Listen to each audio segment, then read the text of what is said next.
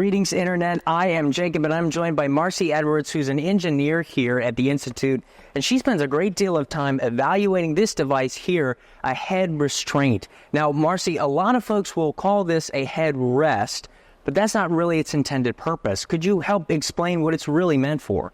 Absolutely, Jacob. I'm glad you asked. Yeah, a lot of people misunderstand why their head restraint is really there and that they need to position it properly.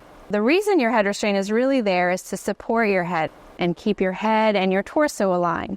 So that's why it's so important to adjust it properly, high enough and close enough to your head so that it can support your head early in the crash. What kinds of injuries can this help prevent during collisions?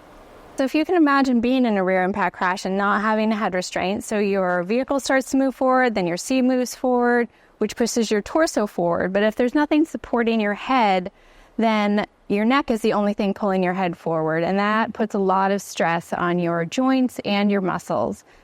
On U.S. roadways, rear impact crashes are the most common type of crash, so you're at a pretty decent chance of being in a rear impact crash in some point in your life.